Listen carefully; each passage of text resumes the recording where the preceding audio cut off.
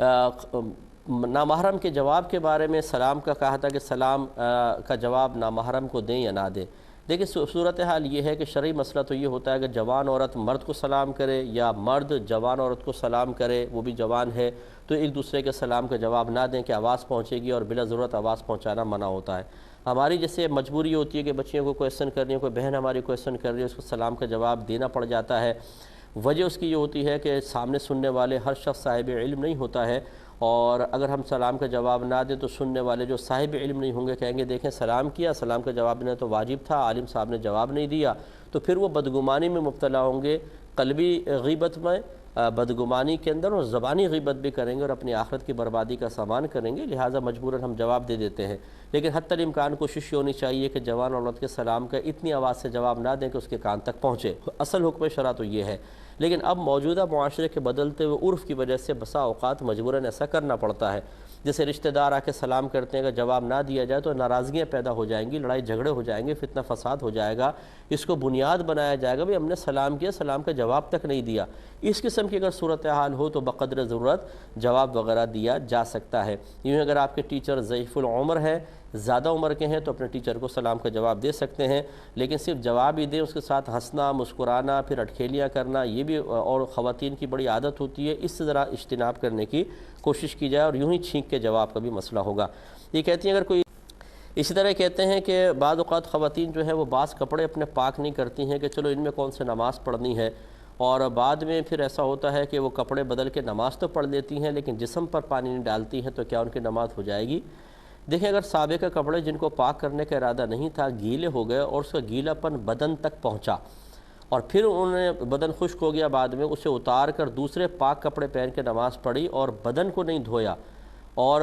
تھوڑی زیادہ جگہ خراب ہو گئی تھی، تو بہرحال نماز نہیں ہوگی۔ جیسے مثال کے طور پہ بچے نے گود میں رکھا ہوا بچے کو پیشاب کر دیا اور وہ پاؤں تک پہنچ گیا، لیکن توجہ نہ کی، کپڑے بدل کے آگے بعد میں نماز پڑھ لی، تو چونکہ پاؤں وہاں تک ناپاک تھا اس کو دھونا واجب تھا۔ اس لیے بہتر یہ ہے کہ خواتین ایسے کپڑے اگر فوری طور پہ نہیں اتارتی ہیں اور ان کو فوراً پاک کرنے کا ارادہ بھی نہ ہو، تو نماز پڑھنے سے پہلے یاد کر کے جہاں جہاں گمان ہو کہ گیلا پن پاؤں تک جسم تک پہنچا ہوگا اس کو دھو لیں، اس کے بعد نماز ادا کریں۔ یہ کہتی ہیں اگر کوئی شخص نماز پڑھ رہا ہے، یوں 2 رکعت نماز پڑھے کہ نماز توبہ ہے، گناہ کے کفارے کی نیت سے، تو کیا ہو جائے گی؟ تو بالکل یہ 2 نیتیں اس میں شامل کر سکتے ہیں، جیسے تحیۃ الوضو اور تحیۃ المسجد کی ایک ساتھ ہی 2 نیتیں کر سکتے ہیں، یہ ہو سکتی ہیں۔ لیکن جہاں الگ مستقل نماز ہو، جیسے سنت موقدہ غیر موقدہ، اب ان کے اندر دونوں کی نیت کر لیں، ایسا نہیں ہوگا، تو لہٰذا جہاں اس طرح کے 2 ملا کر کرنے کا ارادہ ہو پہلے معلوم کر لیا جائے۔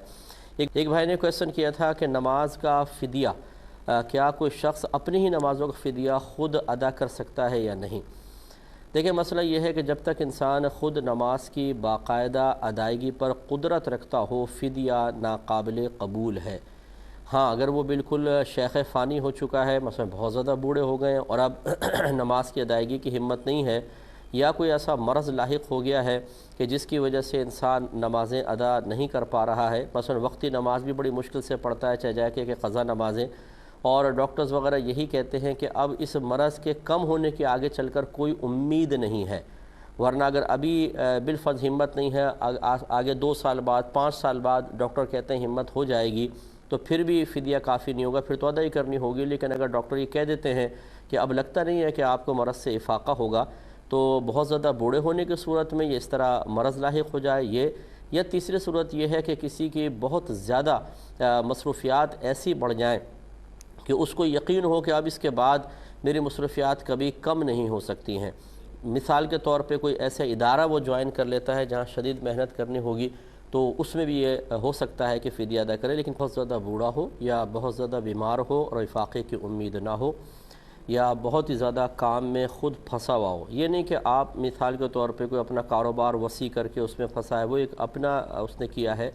اس سے وہ کمی بھی کر سکتا ہے، لیکن ایک جیسے آپ کسی ادارے کو جوائن کر لیتے ہیں اور وہاں پہ ڈیوٹی سخت ہے اور اس کے علاوہ کوئی اچھی جاب نہیں ہے اور اس کو چھوڑ بھی نہیں سکتے ہیں، وہاں انسان بہت سخت پھنسا ہوا اور امید نہیں ہے کہ آگے چل کے وقت ملے، تو ایسی صورت میں فدیہ ادا کرنے میں حرج نہیں۔ ہر نماز کے بدلے میں 100 روپے اگر ہم صدقہ کر دیتے ہیں تو وہ نماز کا فدیہ ہوگا، اور یہ مشیت الہی پر موقوف ہے۔ یہ مطلب اس میں خود ہمارے اکابرین نے انشاءاللہ کا لفظ کہا ہے کہ اللہ کی رحمت سے اگر اللہ چاہے گا تو اس فدیے کو قبول کر لے گا، کیونکہ روزوں کا مالی فدیہ ذکر کیا گیا ہے، نمازوں کا مالی فدیہ احادیث میں مذکور نہیں ہے۔ یہ علماء نے دلالت النص سے اندازہ کیا، یعنی یوں کہ جب روزہ فرض ہے اس کا فدیہ ہو سکتا ہے، تو نماز اس سے زیادہ اہم فرض ہے تو اس کا بھی فدیہ ہو سکتا ہے۔ یہ اجتہاد کا نتیجہ ہے، تو بہتر ہے کہ نماز کا فدیہ بھی ادا کر دیا جائے، اللہ تبارک و تعالیٰ قبول فرمائے گا۔ اور اب اگر بالفرض کوئی واقعی مجبور ہے تو فدیہ دے سکتا ہے، اور اگر مجبور نہیں ہے تو نماز ادا ہی کرنی پڑے گی، فدیہ کافی نہیں ہوگا۔ اس میں یہ ہے کہ اگر آپ نے ادائیگی شروع کی اور آپ کو مہلت نہ مل سکی، مکمل نماز ادا نہ کر سکے اور موت کا وقت آ گیا، تو بہتر ہے کہ وصیت کر جائیں کہ میرے مال سے فدیہ ادا کر دیا جائے۔ اور بالفرض اگر وصیت کا بھی موقع نہ ملا تو اللہ کی رحمت سے امید ہے کہ جب انسان کسی اچھے کام کی بنیاد رکھ دے، عمل شروع کر دے، تو اللہ تعالیٰ اس کو اس کی موت کے بعد بھی پایہ تکمیل تک پہنچا دے گا، یعنی درگزر فرما دے گا، معاف فرما دے گا۔ دوسرا اس میں کویسچن یہ تھا کہ کیا جو فوت ہو چکے ہیں ان کا بھی فدیہ دے سکتے ہیں؟ تو بالکل ان کا فدیہ دے سکتے ہیں، جس طرح مطلب زندگی میں کسی کے بدلے میں ہم نماز نہیں پڑھ سکتے، اسی طریقے سے اگر کسی شخص کا انتقال ہو جائے تو اس کی طرف سے ہم نمازیں نہیں پڑھ سکتے، فدیہ ادا کر سکتے ہیں۔ ایک کویسچن یہ تھا کہ کیا فدیہ دیتے ہوئے حیلہ شرعی کر سکتے ہیں کہ نہیں؟ تو بالکل کر سکتے ہیں، اور اس کا طریقہ کار یہ ہوگا کہ آپ جیسے مثال کے طور پہ 10,000 روپے لے لیں، اس میں اندازہ کر لیں کتنی نمازوں کے فدیے بن جائیں گے، کسی شرعی فقیر کو آپ وہ 10,000 روپے نماز کے فدیے کے طور پر دے دیں، اور یہ پہلے سے ہی اشارتاً کنایتاً آپ اس کو سمجھا چکے ہوں، اور یہ اسی کو سمجھا سکتے ہیں جو مسئلہ جانتا ہو کہ وہ آپ سے لے لے اور لینے کے بعد اپنی مرضی سے کہے کہ میں آپ کو تحفتاً 10,000 روپے واپس کرتا ہوں، آپ اس کو لے لیں، یہ آپ کے پاس واپس آ گئے، پھر آپ مزید نمازوں کے فدیے کی ادائیگی کی نیت سے اس کو دیں، وہ قبول کر لے، مزید 10,000 کا فدیہ بن سکتا ہے جتنے نمازوں کا وعدہ ہو جائیں گی، پھر وہ آپ کو تحفتاً دے دے، اسی طرح لے دے کر پوری نمازیں آپ مکمل کر سکتے ہیں۔ اللہ کی رحمت سے امید ہے کہ اللہ تعالیٰ قبول فرما لے، لیکن آخر میں اس کو فدیہ اس کو دے دیجیے گا، یہ نہیں کہ وہ بھی اپنی جیب میں رکھ لے، اس کا بھی خیال کریں۔ میں نے کویسچن کیا تھا کہ نماز میں بسا اوقات دوران نماز جب جماعت میں خاص طور پہ ہوں یا اکیلے بھی ہوں، بعض اوقات موبائل کھلا رہ جاتا ہے اور کوئی کال وغیرہ آنا شروع ہو جاتی ہے، میوزک ہوتا ہے یا اور کوئی ٹیون ہوتی ہے، تو اس سے اپنی یا دیگر نمازیوں کی نماز میں خلل پیدا ہونا شروع ہو جاتا ہے، تو کیا حکم شرع ہوگا؟ دیکھیں، سب سے پہلے تو اگر جماعت ہے تو امام صاحب کے لیے اس دور کے اعتبار سے یہ امر مستحب ہوگا کہ وہ اعلانیہ طور پر ذرا پہلے کہہ دیں کہ جن جن کے پاس موبائل ہیں بند کر لیں یا کم از کم اس کو سائلنٹ پہ کر لیں، تاکہ لوگ اگر توجہ نہ ہو تو توجہ ہو جائے۔ پہلی بات تو یہ۔ دوسری بات یہ کہ بعض اوقات تلقین کے باوجود یا بسا اوقات امام صاحب بھول گئے اور اس طرح موبائل بجنا شروع ہو گیا، تو حکم شرع یہ ہوتا ہے کہ عمل قلیل کے ذریعے اس کو بند کر دیں۔ عمل قلیل کا مطلب یہ ہوتا ہے کہ اس طرح کوئی حرکت نہ کریں کہ دور سے دیکھنے والا یقین کر لے کہ آپ نماز میں نہیں، جیسے دونوں ہاتھوں سے موبائل نکال کے اس کو دیکھنا، پھر اس کو بند کر کے پھر جیب میں رکھ کر اس طرح کھڑے ہو گئے، تو جب تک آپ اس موبائل کو بند کر رہے ہیں دونوں ہاتھوں سے، تو سمجھ لیجئے کہ دور سے دیکھنے والا آپ کو یقیناً یہی سمجھے گا کہ آپ نماز میں نہیں، تو اس عمل سے نماز ٹوٹ جایا کرتی ہے، جس کو فاسد ہونا کہتے ہیں۔ لیکن اگر ایک ہاتھ سے اندر ہاتھ ڈالا اور اکثر اندازہ ہوتا ہے اپنے موبائل کے بارے میں، تو اگر اس کو بند کر دیا تو بالکل صحیح ہے، اس میں کوئی حرج نہیں ہے، عمل قلیل سے اس کو بند کر دینا چاہیے تاکہ اپنی نماز بھی ڈسٹرب نہ ہو۔ اور اسی طرح اگر آپ جماعت میں نماز پڑھ رہے ہیں تو مسجد کا احترام بھی اس سے پامال ہوتا ہے، پھر دیگر نمازیوں کے نماز میں فرق پڑتا ہے، اس کا خیال رکھنا چاہیے۔ ایک یہ کویسچن کیا تھا ایک بھائی نے کہ اگر کسی شخص کا اپنی زوجہ سے جھگڑا ہو رہا تھا تو اس نے غصے میں اس کو ایک میسج کر دیا کہ 8 سے 13 میرا رشتہ ختم ہو گیا، اور وہ کہتے ہیں کہ میں نے دل میں نیت کر لی تھی کہ اگر یہ فوراً معافی مانگے تو نہیں ختم ہوگا اور ورنہ بعد میں ختم ہو جائے گا۔ اس نے فوراً معافی نہیں مانگی، لیکن کچھ دن بعد ہماری صلح ہو گئی، اب کیا حکم شرع ہوگا؟ دیکھیں، مسئلہ یہ ہے کہ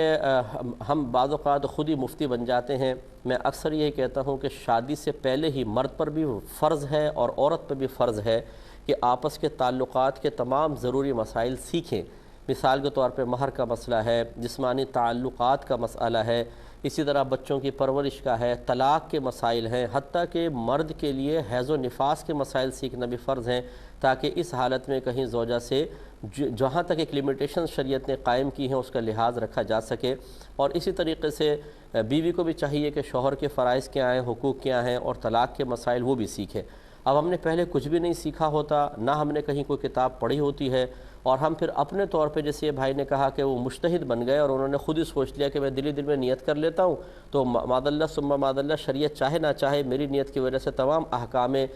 قرآنی اور تمام حدیث کے احکام بدل جائیں گے اور میری مرضی کے موافق سارے کام ہو جائیں گے۔ ایسا تو نہیں ہو سکتا نا کہ ہر ایک اپنے اپنی نیتیں اور اپنے اپنے طرز عمل کو اختیار کرے اور چاہے کہ اب شریعت کو لازم ہے کہ میری اس نیت کو قبول کرے، میرے اس عمل کو قبول کرے، اور جو رعایتیں میرے ذہن میں تھیں وہ مجھے عطا کر دیں۔ اس طرح تو جنگل کا قانون بن جائے گا، ہر شخص اپنے اپنی مرضی کے مطابق کرے گا۔ لہٰذا بہرحال خلاصہ کلام یہ ہے کہ آپ کی نیت کا کوئی اعتبار نہیں ہوگا۔ آپ نے جب خود اس قصد و ارادے سے، اب چلے اگر قصد و ارادہ مان بھی لیا جاتا، فرض کر لیں، تو آپ نے یہ سوچا تھا کہ اگر فوراً معافی مانگ لے گی تو ٹھیک، ورنہ رشتہ ختم، تو یہ لفظ کنایت ہے، اور جب آدمی نیت کے ساتھ اس طرح الفاظ ادا کرتا ہے تو رشتہ ختم ہو گیا، یعنی آپ کی زوجہ آپ کے نکاح سے نکل گئیں اور طلاق بائن پڑی، یعنی فوراً نکاح ٹوٹ گیا۔ اب انہوں نے کہا کہ ہم نے بعد میں صلح کر لی، اور میرا غالب گمان یہی ہے کہ انہوں نے نکاح وغیرہ نہیں کیا ہوگا، آپس میں فون پہ بات کی، یا بڑے پڑ گئے بھی چھوڑو معاف کر دو، ساتھ رہنے لگے۔ اب نکاح کے بغیر اگر ساتھ رہیں گے تو ساتھ رہنا گناہ کبیرہ، بالکل ایسے جیسے اجنبی عورت کو ساتھ رکھنا شروع کر دیا، جسمانی تعلق سب ناجائز، اسی دوران اگر حمل وغیرہ ٹھہر جاتا ہے تو وہ بچہ بھی ناجائز ہوگا۔ تو اسی لیے دیکھیں ہم آپ کی خدمت میں گزارش کرتے ہیں کہ ذرا سے آپ مسائل سے صرف نظر کریں گے، شریعت آپ کی مرضی کے مطابق نہیں ڈھلے گی۔ قرآن و حدیث نے قوانین بنا دیے ہیں، ان کو سیکھنا ہمیں لازم ہے۔ جیسے ملک کے قانون، آپ اگر چاہیں میں سگنل توڑ دوں اور کوئی بھی کام کرتا رہوں اور ملکی قوانین مجھے رعایت دیتے رہیں، ایسے کیسے ہوگا؟ اگر ہر شخص اپنی رعایت کے مطابق ملکی قانون کو بدلتا رہے گا تو یہ پوری روڈیں جنگل کا قانون بن جائے گا، روڈیں اور تباہی مچ جائے گی۔ اسی طریقے سے شریعت کے قوانین ہوتے ہیں، لہٰذا آپ کو چاہیے تھا، اگر وہ بھائی مجھے سن رہے ہوں فرض کر لیں، کہ آپ کو چاہیے تھا کہ دوبارہ نکاح کریں باقاعدہ نئے مہر کے ساتھ، لیکن نہیں کیا تو جتنے عرصے ساتھ رہے گناہ کبیرہ ہوتا رہا، اور دو گناہ آپ کے نامہ اعمال میں لکھے گئے۔ ایک علم نہ سیکھنے کا گناہ، جتنا آپ نے گناہ کیے ان کا علم نہیں سیکھا تو وہ ڈبل گناہ لکھا جاتا رہا، اور دوسرا یہ گناہ کا گناہ۔ فوراً اللہ تعالیٰ کی بارگاہ میں توبہ کریں، اور میرا مشورہ ہوگا کہ فوراً سے پیشتر حقوق زوجین مکمل طور پہ سیکھیں، اور جتنے بھی مسائل ہیں جو فرض ہیں آپ پر سیکھنا، ان کے لیے اپنا وقت نکالیں۔ اگر آپ کہتے ہیں یہ وقت نہیں ہے تو پھر آخرت میں بہت وقت ہوگا، اللہ نہ کرے اگر اللہ ناراض ہوا تو عذاب سہنے کا وقت بہت زیادہ ہوگا، پھر کیا فائدہ ہوگا؟ آدمی سوچے گا کہ یہ اتنا طویل عذاب، کاش میں تھوڑا سا وقت نکال لیتے، ان عذابات سے بچ جاتا۔ میں بار بار یہ الفاظ دہرا رہا ہوں کہ آپ کی میری مرضی کے مطابق شریعت تبدیل نہیں ہوگی۔ اللہ تبارک و تعالیٰ اس طرح، اس کا کوئی قانون نہیں ہے کہ جو آدمی جیسی نیت کر لے، جیسے چاہے وہ آزادانہ زندگی گزارے، اللہ تعالیٰ اس کو چھوٹ ہی دیتا رہے، ایسا نہیں ہوگا۔ اگر ایسا ہو تو پھر دوسرے کے لیے بھی تو یہ حق حاصل ہونا چاہیے، چور کو بھی حق حاصل ہونا چاہیے، وہ کہے کہ میں چوریاں کر لوں، اللہ تعالیٰ مجھے معاف فرمائے، لوگ بھی معاف کر دیں۔ ڈاکے مارنے والا بھی یہی کہے، آپ کا پیسہ لوٹ لینے والا، آپ کا قرضہ دبا دینے والا یہی نیتیں کر لے کہ اللہ تعالیٰ مجھے رعایت دے، شریعت رعایت دے۔ بتائیے اس کے احساسات، اس کے جذبات، اس کی فیلنگز، اس کے ارادے، اس کی نیتوں کا آپ اعتبار کریں گے کہ نہیں کریں گے؟ اس پہ تو نہیں کریں گے، اور اس کو فوراً آپ یاد دلائیں گے بھائی شریعت کیا کہتی ہے یہ دیکھو، تمہاری مرضی کوئی چلے گی تو پھر آپ کی مرضی کیسے چلے گی؟ اس لیے اچھی طریقے سے سوچے سمجھیں، اور ان بھائیوں کو چاہیے کہ، اور جو بھی مجھے اس طرح سن رہے ہیں تو انہیں توبہ کرنی چاہیے اور فوراً سے پیشتر علم سیکھنے کی طرف آنا چاہیے۔ ایک یہ کہتے ہیں کہ میاں بیوی آپس میں پاس بیٹھے ہوئے تھے، شوہر نے پوچھا تمہارا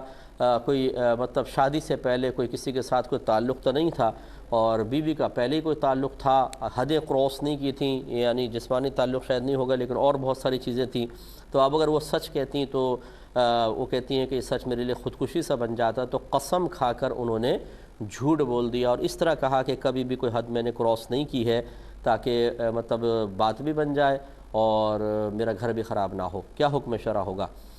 اور دوسرا انہوں نے کویشچن اس کے ساتھ ہی کیا کہ اگر اس طرح کوئی خطا ہو گئی تھی اور قسم کھانی پڑے تو ہم قسم کھا سکتے ہیں یا نہیں، یا سچ بولنا پڑے گا، کیا حکم شرع ہوگا؟ دیکھیں پہلی بات تو یہ کہ کسی کی سابقہ زندگی کے بارے میں دریافت کرنا اس طرح کہ واقعی اس سے کوئی گناہ ہو یا نہیں، یہ ویسے ہی ناجائز اور حرام ہے۔ اچھی طرح یاد رکھیں، چاہے شوہر ہو چاہے بیوی ہو، کسی کے بھی ماضی کے بارے میں آپ کو اثر نہیں کر سکتے، قرید نہیں سکتے ہیں، جستجو نہیں کر سکتے ہیں۔ اللہ تعالیٰ نے وَلَا تَجَسَّسُوا سورہ حجرات میں واضح طور پہ فرمایا کہ ایک دوسرے کے عیب تلاش نہ کرو۔ شوہر ہونے کا مطلب یہ نہیں ہے کہ وہ اپنی بیوی کے سابقہ زندگی کے تمام گناہوں کے بارے میں پوچھنے کا حق رکھتا ہے اور اس طرح بیوی اگر یہ سمجھے کہ مجھے یہ حق حاصل ہے کہ میں شوہر کی سابقہ زندگی کو کھنگال سکتی ہوں، ٹٹول سکتی ہوں، اور شوہر پہ واجب ہے کہ مجھے سب سچ سچ بتائے، یہ اس کی سوچ اور اس کی نیت ہی گناہ ہے۔ اس لیے کہ گناہ کا اظہار بھی گناہ ہے، اور کسی کو اپنے گناہ کو بلا ضرورت ظاہر کرنے کے اوپر مجبور کرنا یہ الگ گناہ ہے۔ تو لہٰذا بالکل شوہر نے ناجائز کام کیا اور پھر قسم پر مجبور کرنا یہ تو اور زیادہ غلط تھا، اس لیے ایسا کبھی نہ کریں۔ دوسری بات یہ ہے کہ اس سے پہلے کہ اس کا حل بتایا جائے، ہم یہ گزارش کریں گے کہ وہ بچے اور بچیاں کہ جو اسکولز میں پڑھ رہے ہیں، کالج میں ہیں، یونیورسٹیز میں ہیں، وہ آئندہ 10 سال کے بارے میں بھی غور کریں کہ آئندہ 10 سال کیا ہوگا، 20 سال بعد کیا ہوگا، کیسی ہمارے سامنے صورتحال آ سکتی ہے۔ اس طرح کے گناہ خطا کر کے اپنی زندگی کو خطرے میں ڈالنا، یہ تو چلے ایک صورتحال تھی کہ خالی کلام پر بات ٹل گئی، لڑکیاں اپنے فوٹو دے دیتی ہیں،